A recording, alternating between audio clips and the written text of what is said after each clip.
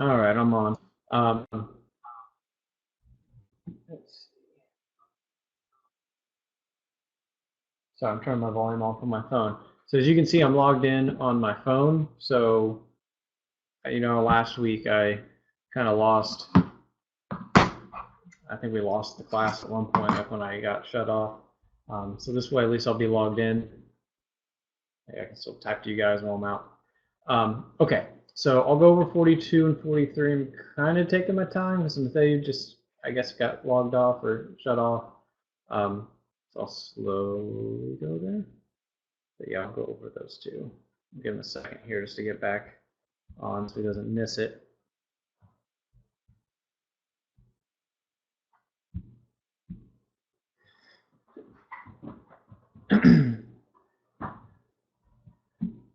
Hopefully he's getting on soon. I guess if you look at these, they're kind of similar, so I guess I can just start working on 42. If he shows up as I start, I'll just kind of go back over it. Let me see if I can make this guy a presenter. There, now I have two presenters. Okay, anyway, 42. 42, they're asking you on these. This comes from the section up above. So use 2 points to write an equation for each function above. So we're going to basically just write the equation or find the equation. And just like on the previous two, you have to understand the equation that we're trying to find. These are exponentials. So I'm just kind of writing that down as a reminder. Y equals A times B to the X. So that's the actual formula. On top of that, you have to understand again what A represents, what B represents. I'm just doing this as a review. So anyway, A, this is going to be your y-intercept, and B is your rate. And in this case, we know B has to be greater than 0 because as long as it's going up, we know your rate's greater than 1. If it's going down, the rate is between 0 and 1. So in this case, I don't have to write it. I'll know it's greater than 1. B is greater than 1. Okay. The other two things, the x and y's, these are just points on your graph. So that's where these points kind of come in. That and y-intercept is a point as well, but in this case, it's kind of hard. If you look, I don't really know where the y-intercept is. Maybe that's the issue. Maybe. But we have points, so we're going to kind of go off of that. A couple of points that I have, I'm going to use this point right here. I have the point 2, 1, and I have the point 3, 2. So I have those points, and I can kind of use them for x and y and use that to solve this problem out. So starting, let's say, to choose the point 2, 1. So I'll write the point down here, so 2, 1. So in this case, I'm just going to again just plug in these values. Y is going to be, in this case, 1 equals A times B, which I don't know right now, to the second power. What I can do with this one, there's a couple ways I can actually solve this, and I'll just kind of explain it right now. One way I can do it is with a system of equations. This is going to be equation 1. I'll use the second point to find equation 2. That's one way. And I'll show you that way.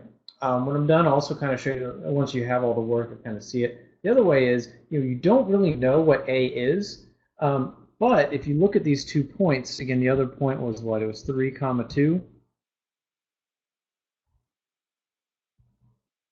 If you look at that point, you might be able to see what the rate is. And the rate in this case looks like it's doubling your output. Your output went from 1 to 2, so that means it doubled. And again, you understand with exponentials, you're always multiplying by a common ratio. So that common ratio in this case should be 2. The math should kind of work itself out as I do it. I'm going to solve it algebraically, but sometimes you can kind of see that, and you don't have to solve for B. Because that would mean you'd really only have to plug in 1 point and solve for A, because you already know the B is 2.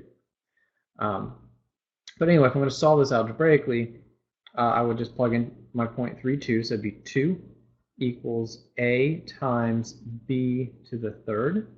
And these are my two equations. So if you're going to solve this, I would probably just get, I guess, a by itself, equation 1. I'm going to call this equation 1 is the first equation. And I'll call this guy equation 2 is my second equation. So in this equation, I have a equals 1 over b squared. That's equation 1. Equation 2, I'll even solve them both for a. It makes it a little bit easier to solve. This one I'll divide both sides by b cubed. So I have a equals 2 over b cubed. So at this point, you can set them equal to each other. I'd have 1 over b squared equals 2 over b cubed. And then you can do the cross product on that, or not cross product, cross multiplying. That's cross product, actually it is. But this would just be, again, you cross multiply here. That'd be 2 times b squared equals, multiply across here, and that's 1 times b cubed. And then to solve for b, you just divide by b squared on both sides. So b equals 2. Now, in order to solve this for a, you need a and b. You just really just take either equation. In this case, I just use equation 1. I would just say a is equal to 1 over 2 squared. So a is 1/4. So your equation would be y equals 1/4 times 2 to the x. You can kind of roll with that. Now, the way you see it solved on the file that I sent you, I just figured out that b was 2, I think. I mean, I erased it. I'm pretty sure that's what I was doing. That's going to be a lot quicker because then you don't have to do this whole system of equations to actually find it. All you really need to do is just look at these points. And again, these are the 2 points that I would probably use because the other ones are kind of in between other values and it's kind of hard to tell. But with these 2 points, you can tell that your output is being multiplied by 2. And again, the first thing you have to know is that an exponential function, you're multiplying by a constant value every time. So if you go from 1 to 2, you're not adding 1. You're multiplying by 2. You have to multiply, not add. That'd be a linear function if you were adding. So with 43, I'll try to show you that shorter way, which is the work that I had. Over here on 43, if I'm trying to find that equation, again, I'm going to use points that I know, which would be this point right here, which is -1/6. And this one actually uses a y-intercept, which you know is a, so that'll be nice. And that would just be 0, 3. Now again, what you're looking at, notice my x value goes right 1. Well, as my x value goes right 1, what am I multiplying by to get from 6 to 3? So you got to figure out what number do I need to multiply 6 by to get to 3. So in this case, that would be 1/2. I got cut in half. So 2 things here. A, which is your y-intercept, they gave it to you on this problem, is 3. And b, which is your rate, is going to be 1/2. Because that's the number you're multiplying by every time. So in this one, you can even test it out here. Like if you at 0, 3, it looks like this is at 1, 1.5, which it is. That's half of 3, and kind of just go from there, 0.75 from there, and so on. But anyway, this one you just have to understand what a and b are. You literally just look at the graph, and you can see both of them. You don't have to do any work, technically. And this would just be y equals 3 times 1/2 to the x power. Usually you have parentheses on that, so you know it's not just 1 to the x, it's the whole thing to the x. And like I said, you could have done that on 42, but 42, I don't think I did this whole big spiel. I just wanted to show you how you could solve it out the long way, but you know that's easier to just know a little trick to finding b. And if they give you a, it's a bonus. By the way, one last thing on that: if this is a multiple choice one, you can probably guesstimate A because, you know, if you saw an answer choice and one said 1/2 for the y-intercept for A, the other one said 1/4, you can kind of tell it's 1/4 and not 1/2. So sometimes you can kind of sneak your way to the answer on these anyway, but, you know, in this class, I'm just trying to make sure you know that. Were there any other ones to do? Just let me know. Yes, no, maybe. There, I guess we lost you there. That was me last week, like 4 times in a row. Which you don't know, I edited most of that out, but it was annoying.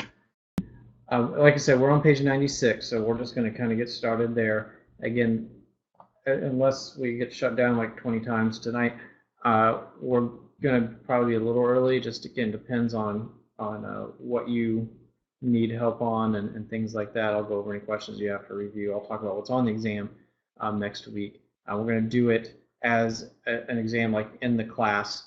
I'm going to try to upload it like on my phone, so that way if I get shut off, it's still going to be up. But that's why I'm kind of doing the thing today where I have my phone and then I have my computer on, so we shouldn't have issues at that point. I got a backup.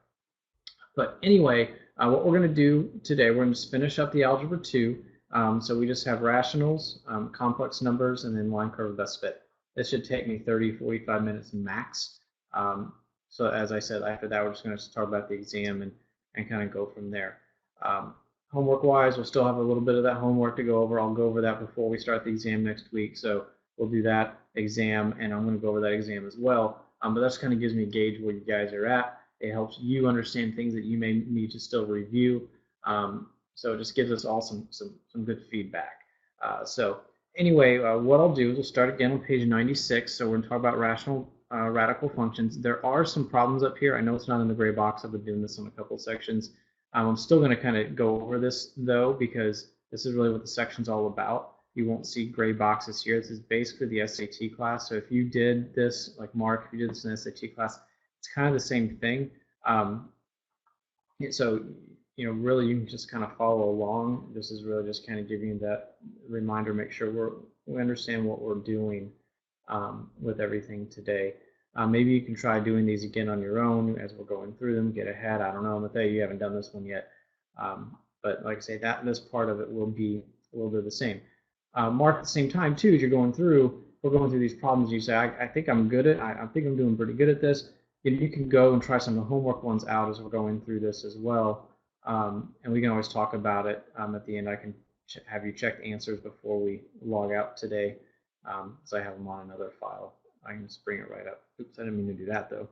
So again, you have those options, Mark. I just want to let you know about it, and we'll kind of go from there. So I'm on page 96, as I said, dealing with radicals and rationals, things like that. And really, we're just going to be reviewing these rules from arithmetic, but we're doing it in algebra terms. And there's these 3 rules for dealing with fractions. When you're dealing with fractions, that's cool, Mark. Like I say, we'll all the chance to go over some of those, which will probably be good anyway.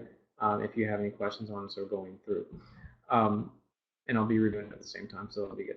When you're adding fractions, again, just a reminder, you need to know you have to get a common denominator. So that's what you kind of see I'm doing here. I would multiply both sides of this first fraction by d.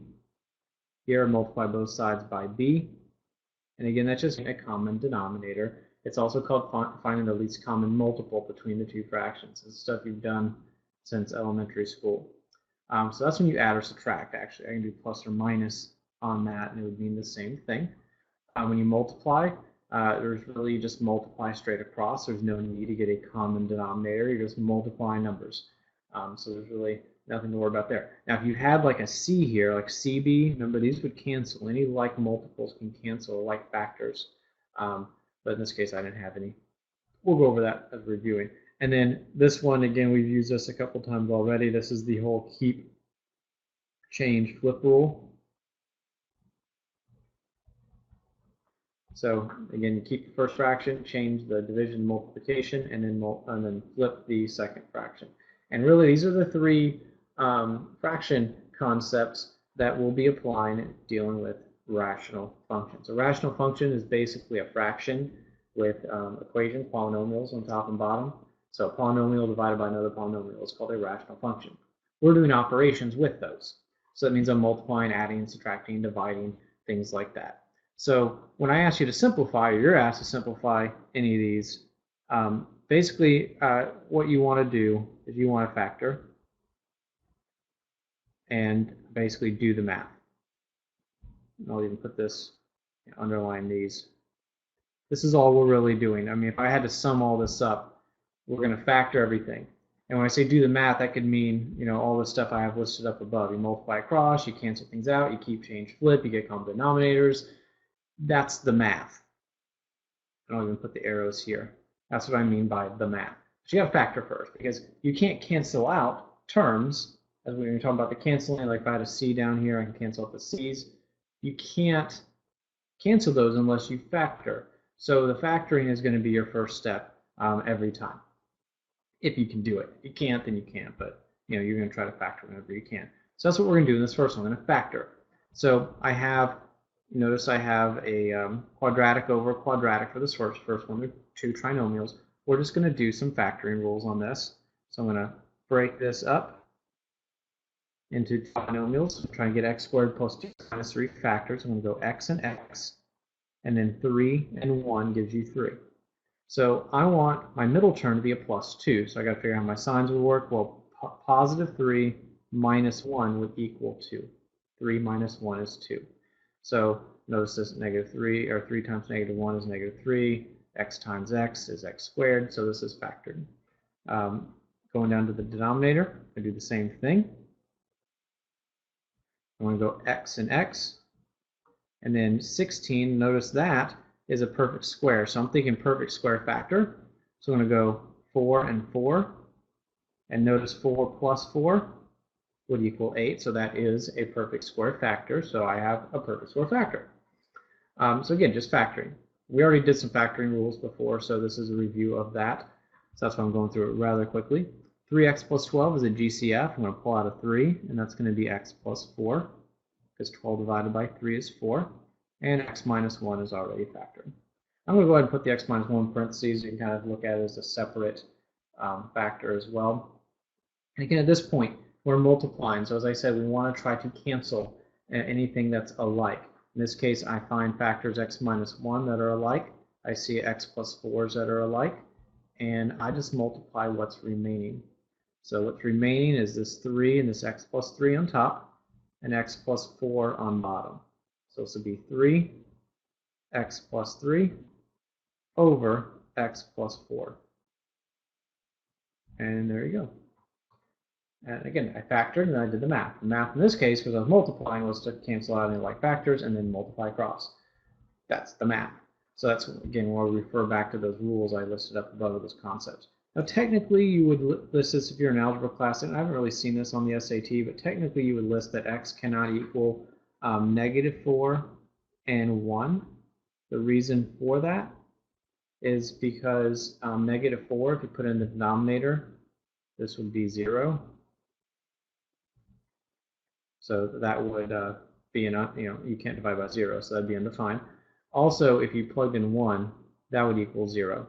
You may say, well, but it canceled out. But we're looking back at the original problem. If you go back to the original problem, this wouldn't work. Therefore, there's no need to factor and try to cancel or anything because it's already undefined. So you always have to look at the original problem and all the factors that came from the original, whether they get canceled out or not.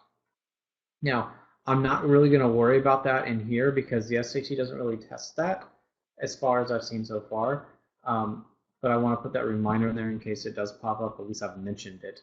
But I don't think it's going to be an issue because I have not seen it tested at this point. I've seen test this, what we're doing right now, but not that extra concept of what x can't be. So, but like I said, I talked about it just in case. B, we're going to do the same thing. Remember, factor, do the math. So this is a division problem, so we are going to keep, change, flip. But before I get to that point, I need to factor. So just like we did in the last one, I'm going to have x minus 4. And in the denominator, that is a difference of squares. That's one of our special factors, so we need to know that factoring rule. So that's x plus 2, x minus 2. That's your factoring rule. A squared minus b squared is a plus b, a minus b. At this point, I'm going to keep change flip. I can do that at the same time. I'm just going to multiply. And remember, these are getting flipped. So I'm actually factoring this guy right here first. Okay? So this is going to be x and x. That'll give me x squared. Now I want to think what factors multiply to give me 6 and add or subtract to give me 5.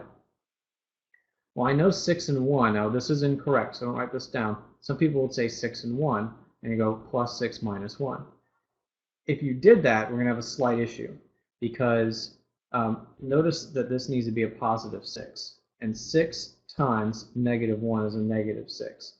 So the signs don't match. Even though the numbers would match, the signs do not. So in this case, what we would do instead is we're going to use 3 and 2, because we need the signs to match. 3 plus 2 is 5, and 3 times 2 is positive 6. So make sure you're paying attention to the signs on those. And on the bottom is this x squared minus 3x minus 4. Again, I want to think, what are some numbers that multiply to give me 4 and add or subtract to give me 3? So you got x and x, and this one will be 4 and 1. And this would be minus 4 plus 1 to get negative 3. Negative 4 plus 1 is negative 3. So I factored, and now I do the math. I've kind of already done some of the math. I keep change flip. Again, we're multiplying at this point. So I'm going to find any like factors and cancel them out.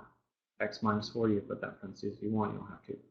I have x plus 2, and at that point I'm basically done. This is going to be x plus 3 over x minus 2, x plus 1. Remember, technically x can equal plus or minus 2, positive 4, and negative 1 if you look at all these factors here, but I'm not writing that down because that's not really tested, but I like to mention it. Again, once you kind of get the hang of these, it's pretty straightforward. Just factor and do the math. As long as you know how to work with fractions, you should be okay. But that's basically multiplication, division. The next one I'll do is basically addition, subtraction. They're really kind of the same. But as I said, of all these rules, it doesn't matter if I'm adding, subtracting, multiplying, dividing, we factor first. So in C, I'm going to factor first. Now remember, when you add or subtract fractions, you're getting a common denominator. So we're going to have to worry about that on this one. But before I get to that point, I'm going to factor. So I'm going to factor x squared minus 1. So that's x plus 1, x minus 1, and that's minus 2 over, I'm just going to separate these just so you can see them, x plus 1, x plus 1. And I'm going to change colors here while I do it. Okay, so I factored. And now that you've factored it, what you're trying to do is you're trying to get a common denominator, which is also called a least common multiple. So I'm looking at these terms here, and the way I like to find the least common multiple is I look, let's say, at the left side, and I say, okay, what is this left side missing? I'll come over here, and you notice I have 2x plus 1s.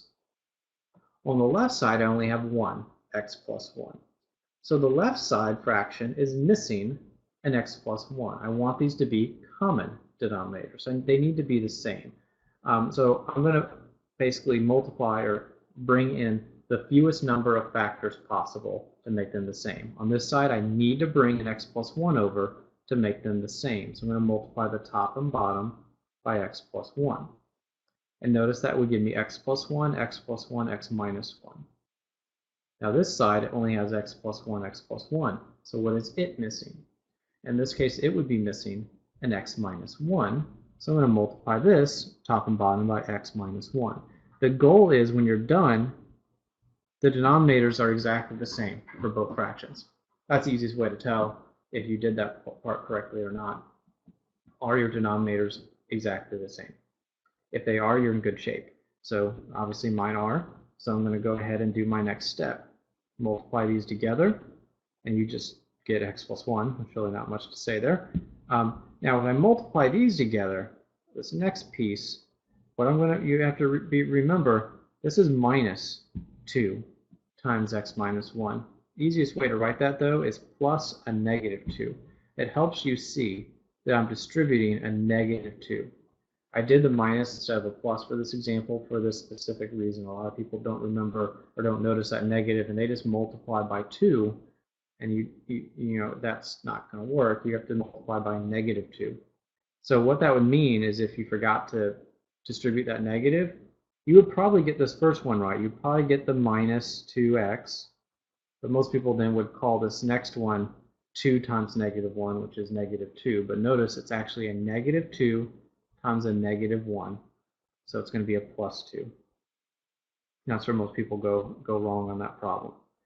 And on the bottom, I can just write this as x plus 1 squared, x minus 1. You can write it out all the way if you wanted to, doesn't matter. But again, it's one common denominator now. Once you get a common denominator, you're good. At this point, I just need to combine like terms. I can combine my x's. So that'll be -x. 1 plus 2 is 3. And that's over your common denominator.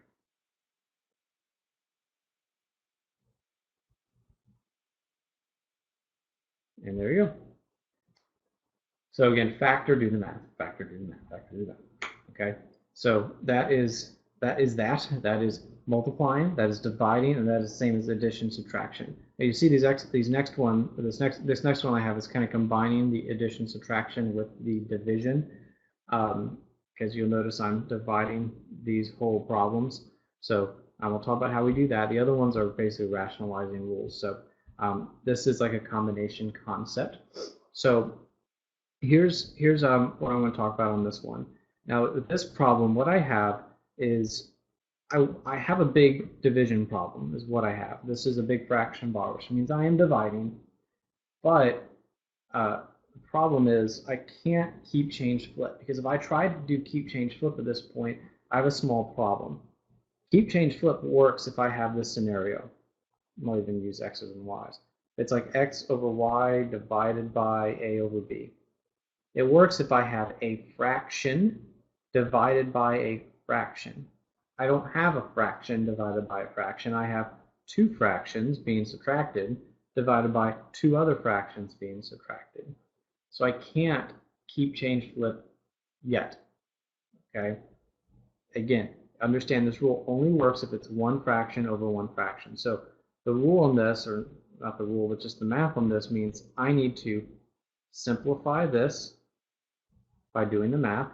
I don't have to factor anything there, just do the math. And then I have to simplify this as well. Once I simplify both of them, we'll get a common denominator of one fraction, divided by, get a common denominator, one fraction. Then I can keep, change, flip. So that's your process that we'll use. Again, you don't have, I erased that, but you don't have to if you want to keep those notes there. So what you're going to do is you're going to look at this first one right here, okay? And it'll say, okay, what is y missing? Well, y is missing an x.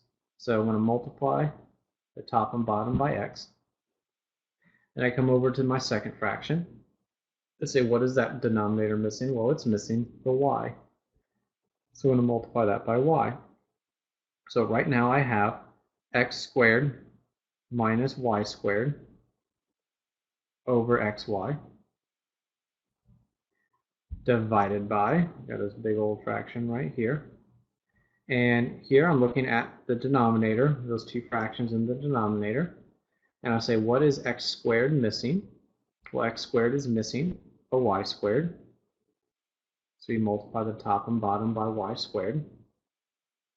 Y squared, well, that's missing an x squared. So I'm going to multiply the top and bottom by x squared on that one.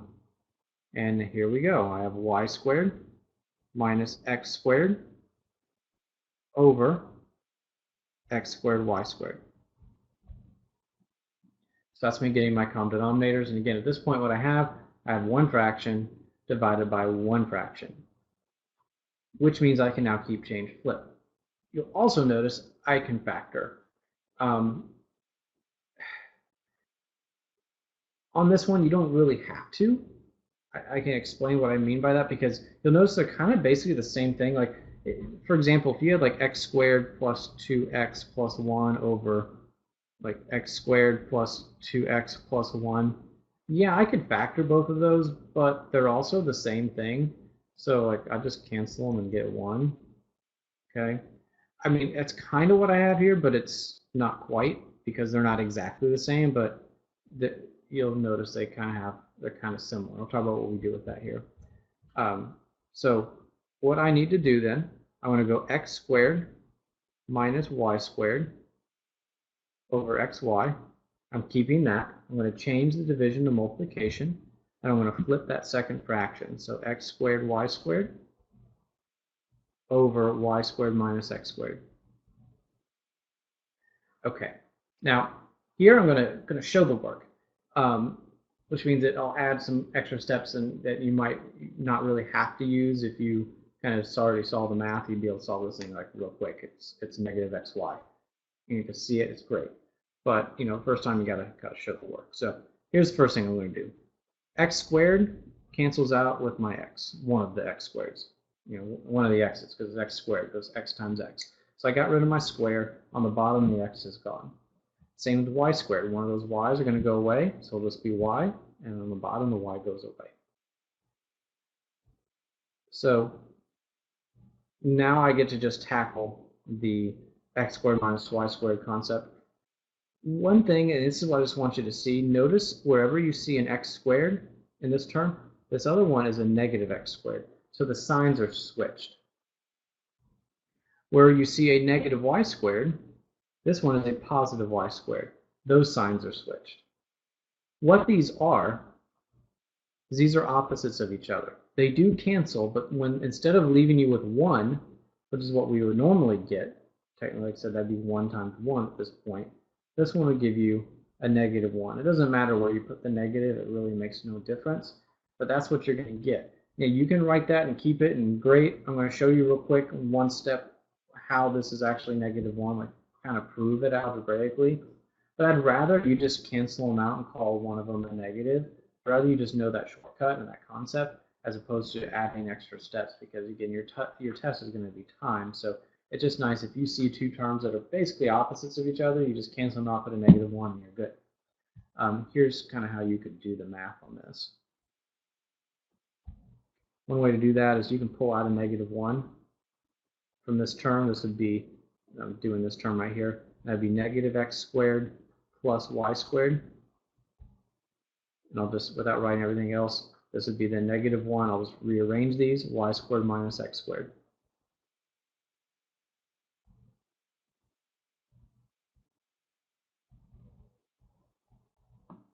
So again, if I factor out a negative 1, let's pull the negative 1 out. Again, what you would notice,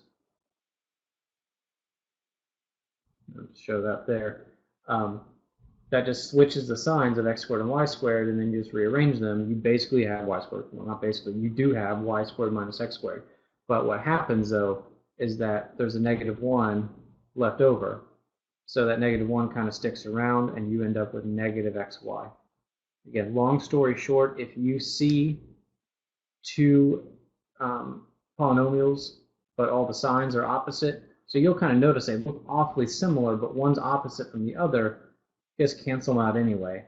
Call it a negative 1 when you're done, and you don't have to do all this extra work. But if you want to do the extra work, factor out negative 1, cancel what's remaining, you'll be fine.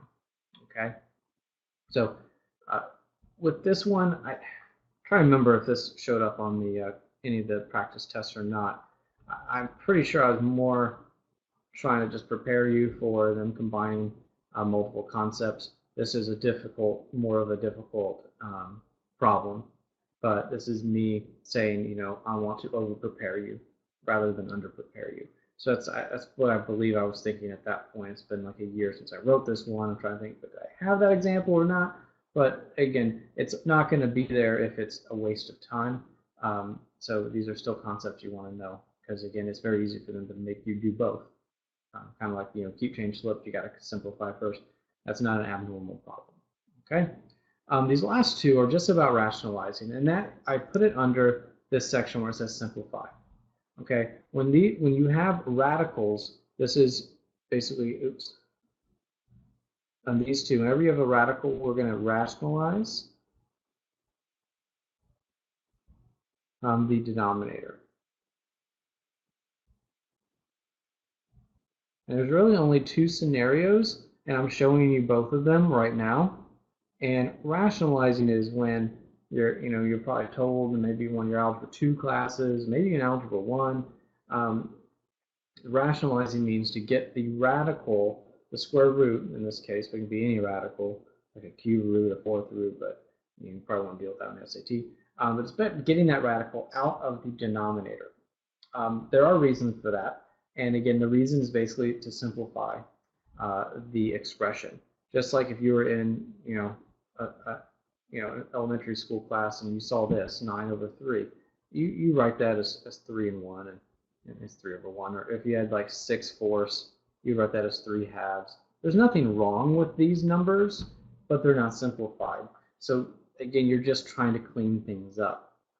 The thing is a lot of times that makes sense to simplify 6/4 to 3/2. The numbers are smaller, so it's obviously nicer. Some people don't understand why you rationalize, like how does that simplify things? I'll kind of show you as I go through this example, but let's talk about how we do it first, and then when we see what happens once we simplify, we kind of maybe hopefully understand why we do it. So rationalizing, if you just have a radical by itself, this is what we have here. Okay, these are your two rules. So think of these as rule 1, rule 2, whatever. If you only have one radical, which is what I have on example E, all you need to do is multiply the top and bottom by that radical. And this is, again, only going to count if you have a square root, which is the only ones you'll be dealing with on the SAT, as far as I know at this point, which is probably, that's all you're going to see. But again, you multiply the top and bottom by the square root, because again, what are you trying to do? You're trying to get the radical out of the denominator. Well, again, anything you do to one side, you got to do the other, top and bottom. So that's why I'm doing top and bottom, because technically multiplying by 1, right? So I'm not changing the value of this expression.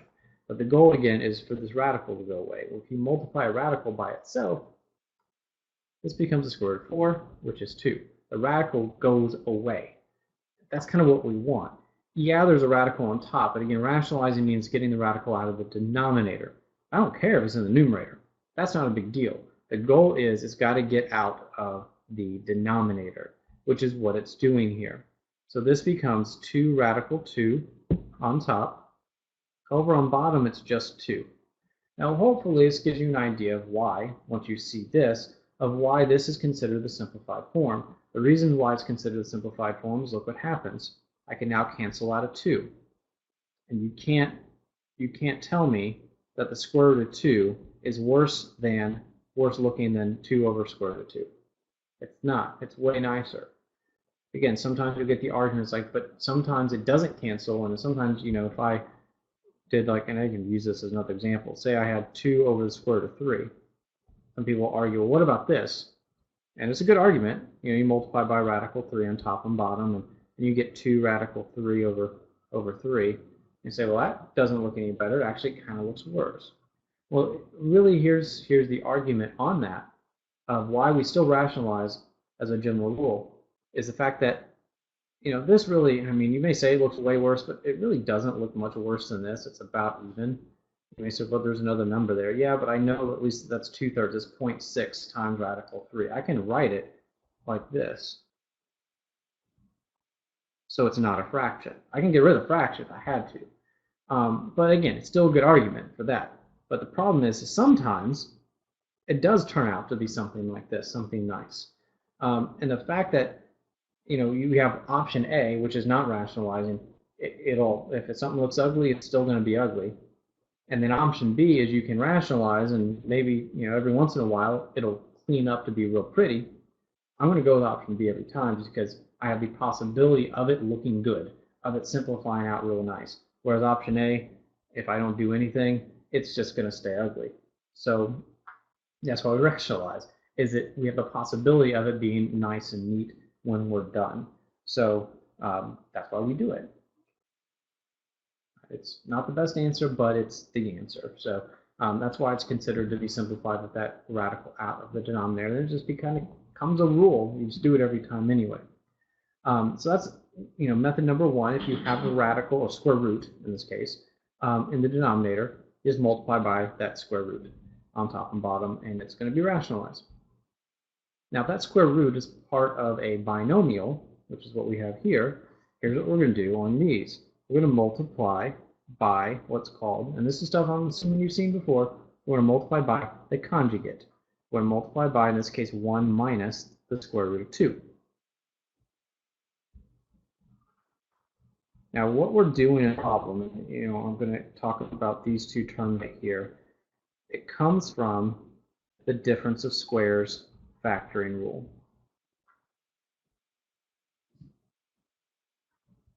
Difference of squares is, again, a plus b. A minus b equals a squared minus b squared. And here's the whole story on this one. When you are, and I'll use this so I can, hopefully you see my mouse. I think you can see my mouse, right? I hope. Maybe. Let me know. But when you are multiplying by a radical, like if I say I just multiplied by radical 2, say that 1 wasn't there, I would multiply to get square root of 2 plus 2, because radical 2 times radical 2 would be 2. I'd still have a radical. So you can't multiply by just the square root of 2, because you're still going to have a radical on bottom. It's going to like switch places. But the whole idea here is with difference of squares, notice when you multiply by the conjugate, both terms just get squared. So that means if there's whatever square root you have, it will go away because you're squaring it. And that's kind of why we multiply by the conjugate. So the way this would work out on example F, on the top, I would just have 1 minus the square root of 2. On the bottom, I'm going to get a squared minus b squared. A in this case is 1. 1 squared is 1 minus the square root of 2 squared. I'm going to write it out this way. And notice it's all, the radicals are going to go away. It's going to be 1 minus radical 2 over 1 minus 2. 1 squared is 1, square root of 2 squared is 2. And you basically end up with 1 minus radical 2 over negative 1. You say, yeah, you keep it like that, but on the SAT, there's no way. There's no way that's going to be your final answer. I just went ahead and finished that last step on the problem I was just doing, so you can kind of take a look at that. All I did is I took that negative, I just moved it up top, because I said you're not going to really see that negative on bottom on the SAT. It would more be up there. You also could distribute the negative, it'd be negative 1 plus radical 2. You could also see it as radical 2 then minus 1 if you flip them around. I mean, it just depends on what they consider to be done. So any of those is done. So anyway, that's going to be your rational functions. Started kind of moving into the radicals, because you'll see in the next page I kind of go into equations and solving them. So when you're dealing with radical equations and solving radical equations, I have kind of the rules set up here. Number one, you want to isolate that radical. If it's already isolated, great. But then we're going to square both sides. So isolate the radical, square both sides. That means if there's like a 2 in front of the radical, minus 1, you're going to move that minus 1 to the other side. You're going to divide by 2 first. Get the radical by itself as much as you can. Solve for the variable at that point, and then at the very end, we do need to check for extraneous solutions. I'll explain extraneous solutions as we go through. Okay, so here we go. I'm just going to get moving because I don't know how this thing is going to last. You know I'm going on Amazon tonight with some video cards. Anyway, first example here, we're just going to kind of go through again. Remember, the goal on this is to isolate the radical and then square both sides and solve. So to isolate the radical, all I need to do in this first one is divide by negative 1. Notice, remember what we did with the negative 1. It just switches all my signs. So if I'm dividing by negative 1, this is going to be 1 minus 2x. Remember, it just switches my signs. So the negative 1 becomes positive. The positive 2x becomes a negative 2x. Over here, I get the square root of 2 minus x. So that's the first part. I isolated the radical. Once you isolate the radical, we're going to end up squaring both sides. So I square this side, and I square this side. So at this point, when you square both sides, you're going to have a polynomial on the left-hand side. You're going to have 1 minus 2x, 1 minus 2x. It's on both sides. On the right-hand side, remember you square it, just goes away. It's 2 minus x, which is kind of nice. Now, that's basically the process. Everything after this is just math. You just got to do the math. In this case, that's just solving for x. And the only way you can really solve for x here, we're going to need to FOIL this left side out. Okay, this is going to be a polynomial when we're done. But notice it's not set equal to 0. Normally if you solve, like, and this is going to be a quadratic, I'm sorry, that type of polynomial. Normally you got to set that equal to 0, but it's not. So I'm going to FOIL everything out, move my 2 over, move my negative x over so that it is set equal to 0. Then I'm going to refactor it and solve it like a quadratic. So here's what I'm going to do. I'm going to multiply these two binomials. It's going to be 1. That's my first terms. Outside terms, inside terms is minus 2x, so that's minus 4x. Negative 2 and negative 2 is plus 4x squared equals 2 minus x. Now let's set it equal to 0. So subtract 2 from both sides. Those go away. And then add x to both sides. And those go away. So I don't know why I said these went away. Doesn't go away. I'm sorry. So this is 1 minus 2 is negative 1. Negative 4 plus 1 is minus 3x plus 4x squared equals 0. So again, I fold everything out, combine like terms. This is a quadratic, so I'm going to need to, again, factor this. So I'm going to put it in probably a better order so that it looks a little bit better for you. 4x squared minus 3x minus 1. I haven't done anything there. I just kind of rearranged my terms so they look a little bit better. And now I'm going to try to refactor it. So in this case, we're going to have 4x maybe and x, and then 1 and 1. Just try that out and see what we get. I want to find factors and multiply to give me 4x squared, and that was 4x and x. I want to find factors and multiply to give me 1. It has to be 1 and 1. But I want to make sure when I check these terms out, I get a negative 3. And notice 4x and 1, that minus 4 plus 1, that would give me a negative 3x. So this can now be solved. Set each factor equal to 0. And I get x equals negative 1/4 and x equals 1. So the process on this, again, is to isolate the radical, square both sides. At that point, it's math, it's algebra. This is, again, algebra 2. It's dealing with quadratics. It has quite a few steps on it. But the last step I put in there was to check for extraneous solutions. So that means answers that maybe worked in the original problem, but are work in their final solution, but they don't work in the original. Now, when I got cut off earlier, I was showing this example. Like if I squared both sides on this, I'd get x equals 4. Okay.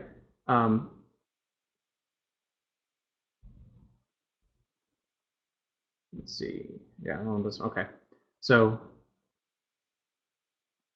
but if you start with a quadratic, you get like x squared equals 4, and you square root both sides, you end up with plus or minus 2. So this is where the issue comes in. We're dealing with radicals. Sometimes you get a plus or minus 2, but if you like try to plug it into an original problem, you can't get a negative radical. This is what we're going to be checking for. Sometimes you solve a quadratic and you factor it, and you get plus or minus. As part of sometimes of the factoring, you get multiple. You know, if you have a square term and you factor it, you're going to get more than one answer.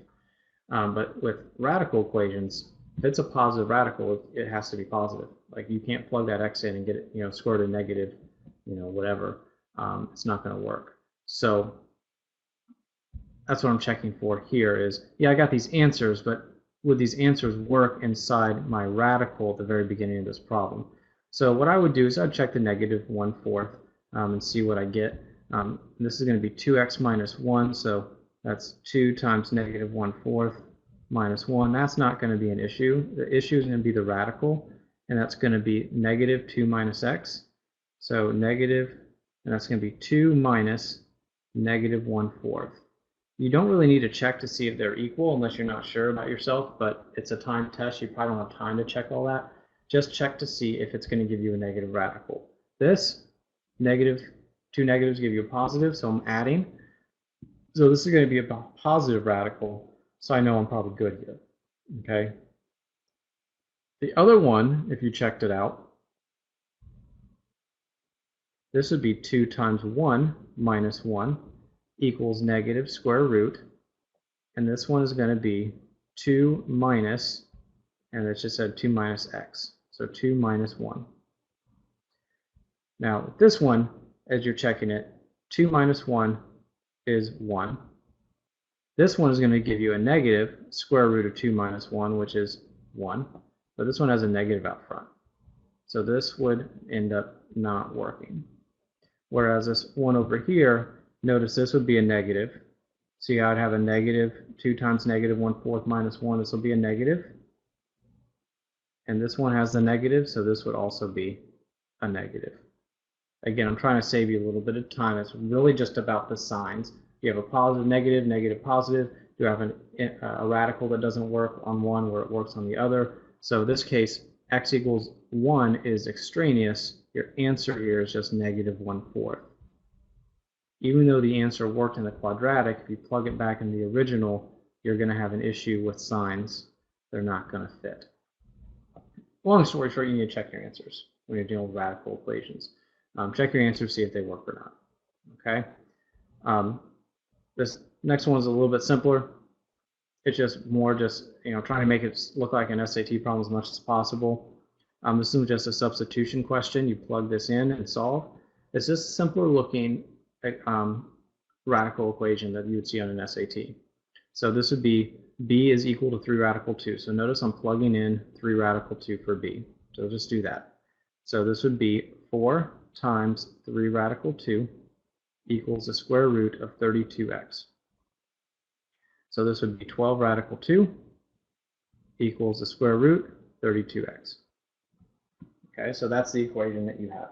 The only issue that would show up on this one is the fact that there are 2 radicals. You can't really isolate the radical in this. So at this point, you just square both sides. But I can't really see the radical like I said. Just square both sides.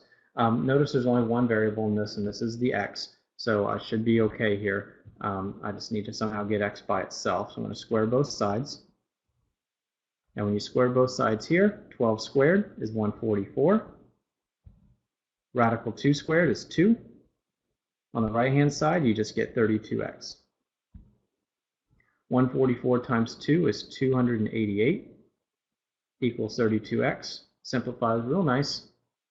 And you divide by 32. And you are basically good. I just got to figure out what that is. 288 divided by 32 is 9. Okay, so on this one, this is more like just an easier, and it's actually still medium SAT question. This first one is what would be considered a hard SAT question. I kind of went backwards on that, but I just want to kind of give you a couple different variations. There's not very many of these. If you look in your book and you actually have the little charts that go along with these, there's not very many of these on the test. So this is pretty much all they're really going to look like.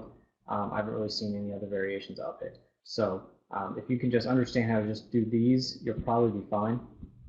You'll see it again if you do an SAT class with it, because I do the exact same problems again. Last little lesson here, because this other one is really not much at the end. If I can just get through this, we'll be okay.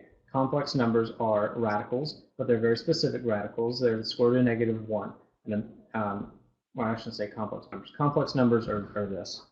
So this is the last little piece we're going to talk about. Complex numbers are numbers that have a real part and an imaginary part. The real part is a, it can be like 2, 3, 5, 7, 10, whatever, plus or minus b times I. bi is your imaginary part. So if you don't know already, hopefully you've seen it before, I is what's called an imaginary number, and it is the square root of negative 1. So this section is dealing with I, and sometimes in conjunction with a real part, which would make it a complex number. But I'm going to focus first on I and how we work with it.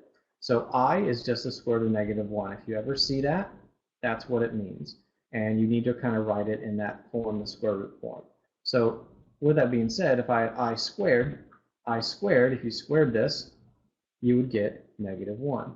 This is very important. You're going to see that one a lot. It's the most common one you need to know. I squared is negative 1, whereas I is the square root of negative 1. But you'll notice I'm having you do other powers and stuff like that as well. Like if I did I cubed, well, if you know I squared is negative 1, this is I squared times I. So that's negative 1 times I. Or you can write negative I. You can just start adding pieces to that. I to the 4th. Well, again, think of I to the fourth as maybe I squared times I squared. We're using our exponent rules.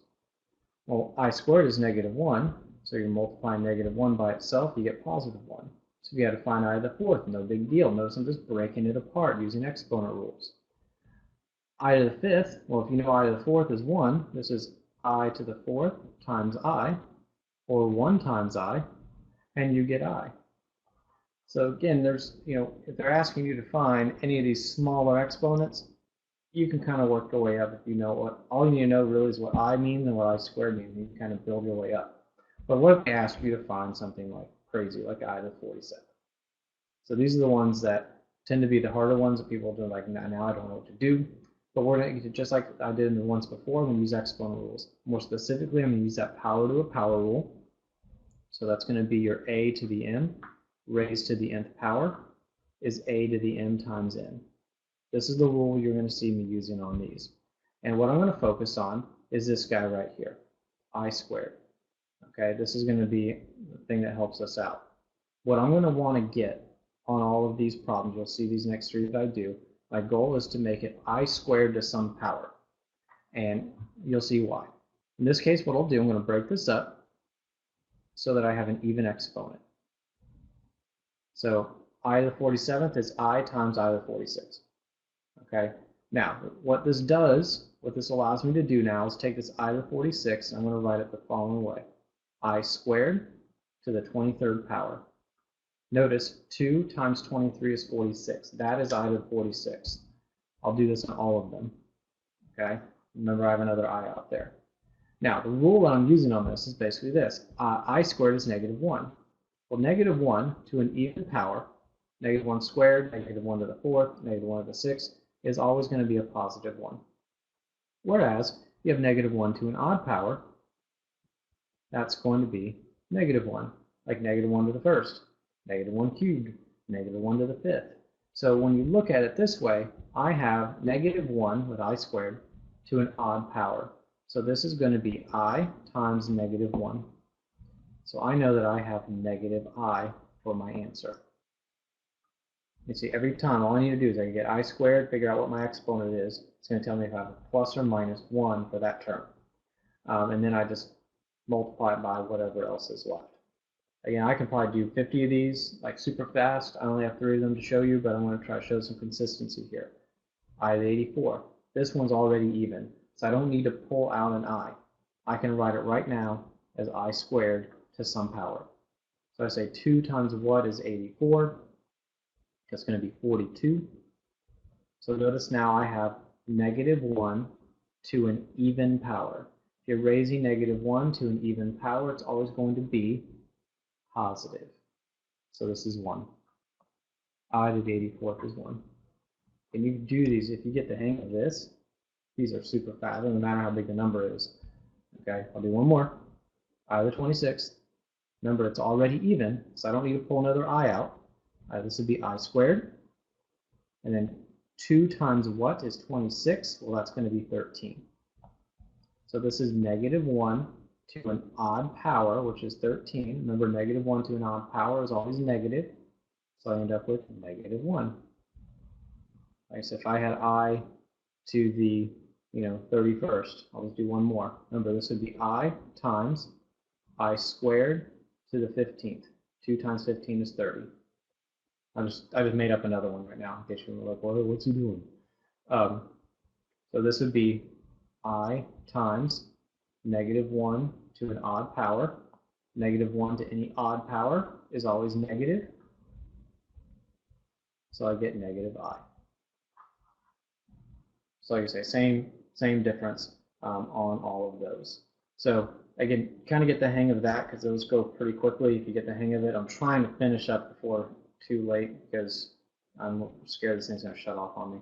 So kind of wrap up with these last 3.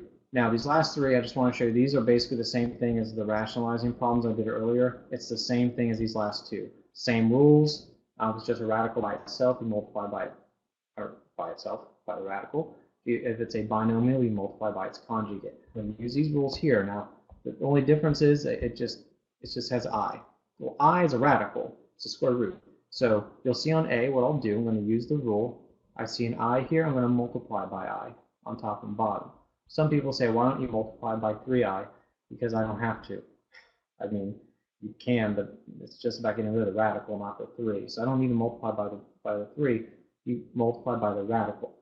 So this would be 6i over 3i squared. Okay. What happens is the radical is going to go away in the bottom number. I squared is -1. So this will be 6i over -3, or 3 times -1. Well, 6 over -3 is -2, and you have -2i. This is where rationalizing helps, because it's just simplified the problem. It's a lot nicer looking than it originally was going to be with the 6 over 3i. Even if I simplified right away, this would have been 2 over I if you saw that. So again, rationalizing does simplify your expression. With b, I'm going to multiply by the conjugate, which is 2 minus I. We multiply top and bottom by the conjugate. We're going to use the difference of squares concept. Remember, a plus b, a minus b equals a squared minus b squared. So here I'm going to have on top 2 minus I, but on bottom it's a squared minus b squared. So 2 squared is 4 minus I squared, which is your b squared. Remember, the whole concept of this is to get rid of the radical, which in this case is the I, in the denominator. So I'm going to do that now. So I have 2 minus I over 4 minus -1. Remember, I squared is -1. So I'm subtracting a -1, which means you're adding it. So 2 minus I, 4 plus 1 is 5. And that is your simplified rational expression. Okay, I have one more to go, and I'm trying to go quickly. Again, you got the concept of video on this, which is nice. But I got one more here. I'm going to do the same idea. I'm going to multiply by the conjugate. You see you have a 4 plus 3i. It's a binomial. So I'm going to multiply by 4 minus 3i. So here I go. Multiply the top by FOILing. So this would be 12, and then minus 9i plus 8i.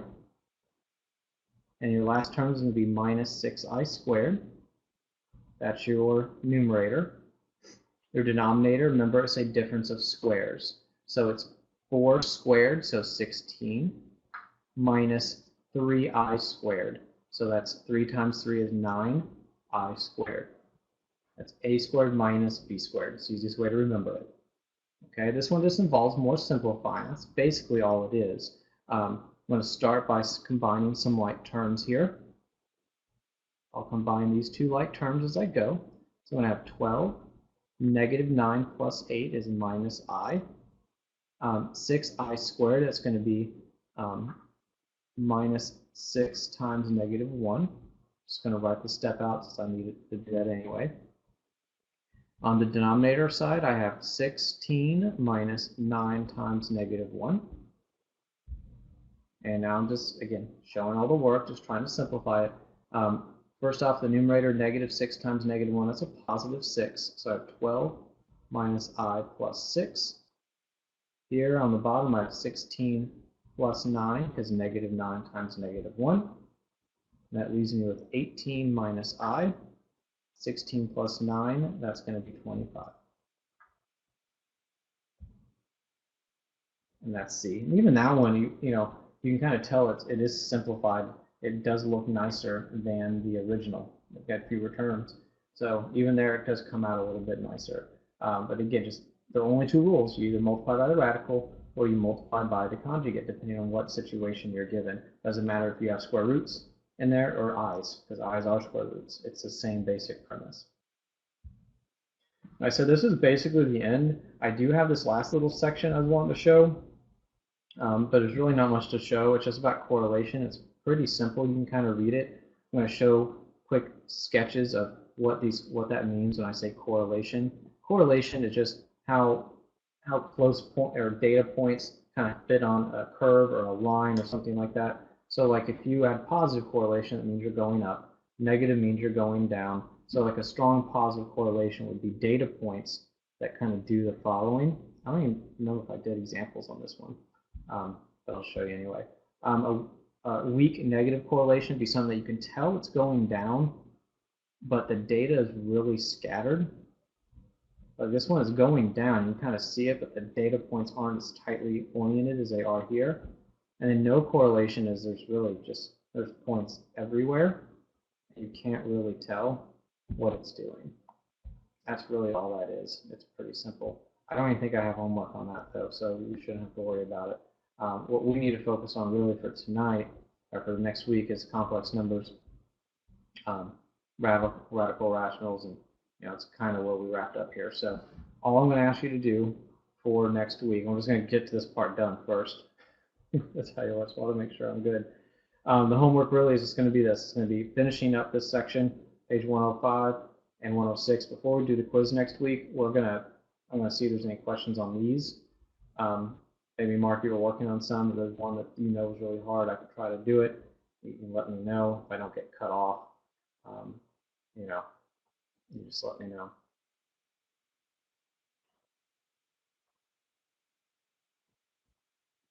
$55? Okay. I can do that. Like I say, I was trying to finish. I was going real quick to get through these problems. I want to kind of get to the point where if I get shut off at this point, we know what we're doing. The exam is going to be on basically everything. So what I'll do next week is I'm going to take questions on this assignment, but then I also want to talk about anything else that we did this entire course. If you want to review things, we'll review. I'd rather review before we quiz as opposed to after, because I want you to, I want to make sure we do well on it. But again, I'll hopefully I'll have my new video card next week. So hopefully that's why it keeps shutting down. I mean, I'm assuming that's what it is. It keeps giving me errors like video error. And that my computer's like all brand new parts, except I have my dad's old video card. So I'm assuming that's what the problem is. So hopefully we have no issues next week. We'll see. But yeah. Anyway, so if we get cut off at any point, we're good. We're good for today. I'm just going to see what, try to go over some of these problems and make sure you study for the quiz or the exam next week. And we'll kind of go from there. So 55 is the question you had. So here we go. So if I do get cut off, like I said, I'll just show all the work. When I show the answers for the homework, I'll just show all the work for this one so you can see it. But anyway, this one, you can't isolate the radical. So that's the issue with this one. Remember, that's step number one, isolate the radical, but you can't. I did show that one example that was actually the easier of the two, where you couldn't isolate the radical, and all I did is I squared both sides, right? Well, that's what we're going to do here. We're just going to square both sides. This one's just a little uglier looking. But hey, that's what we got to do. The nice part is this left-hand side is just good old 2x plus 5. You square a radical, it just gets rid of the radical. This other side, though, kind of stinks. It's 2 plus the square root of x minus 2 times 2 plus the square root of x minus 2. I mean, at first you may want to just write it as 4 plus and then x minus 2. You just distribute the square, but you can't. You got to FOIL it. So I'm going to focus my energy on this right-hand side. So this would be 4 plus, and then it's going to be 2 times x minus radical x minus 2. That's your outside terms. Your inside terms would be the same thing. So if you combine those, you're going to get 4 times the square root of x minus 2. And then your last term out, and what I'll do is I'm going to show all the work in the email I'm about to send here in a little bit. So I'll have all that work up there, and we'll go over it next week. But I'm going to try to show like every single step, so hopefully that's enough for you to kind of get an idea of what we're doing. But basically what's going to happen, where I kind of got cut off at the end, is once I square both, or I FOIL out that quadratic, what you'll notice, what you should see, is the right-hand side is going to be 4 plus 4 times the square root of x minus 2 plus x minus 2. There's still a radical left over. And that's really, the key step on this is once you square both sides, there's still a radical. So what I'm going to do next, and what you'll see when I do my work, is I'm going to then isolate that radical that was left over. So you're going to move the 4 over, you're going to move the x minus 2 over, you're going to move everything to the left-hand side, so that the right-hand side just has the square root of x minus 2. Again, I'm isolating that radical. I just have to do it again because I wasn't able to get rid of it the first time. And then you'll square again.